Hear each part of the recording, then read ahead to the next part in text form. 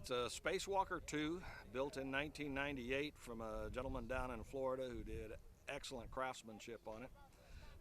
Second owner lived in South Carolina. I spotted it and decided to go after it, and I brought it back from South Carolina last weekend. It's a great flying airplane, very light on the controls, responsive on the power. I'm real happy with it. I've flight planned quite conservatively. Planned 4 hour-and-a-half legs because I wasn't real sure how much fuel it would burn, and ended up putting about 7 hours on in the cockpit on the hardboard seat. I have a cushion on order. It was real interesting on the takeoff. I got there right at dawn. We did the paperwork, and there was a National Guard armory on the airport.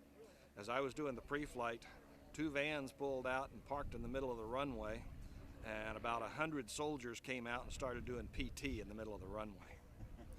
Got ready to leave, climbed in. The seller said, "I'll go walk out and chase them off the runway." I got down to the end of the runway, and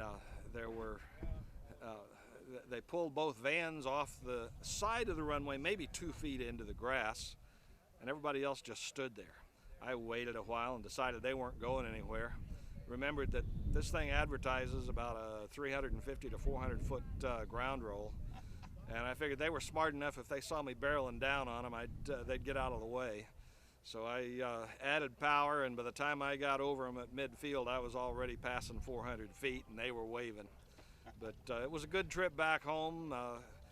Each leg, the butt got a little more sore, and by the time I got home, I was done flying for a while. But it's a real joy to fly. So you've got a 2-place open cockpit, low wing. It's called a Spacewalker. What do you have up front for power? It's a Lycoming 0235 115 horsepower engine.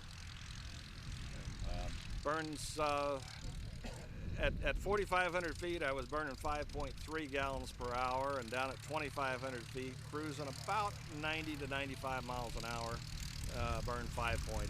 So it's pretty thrifty.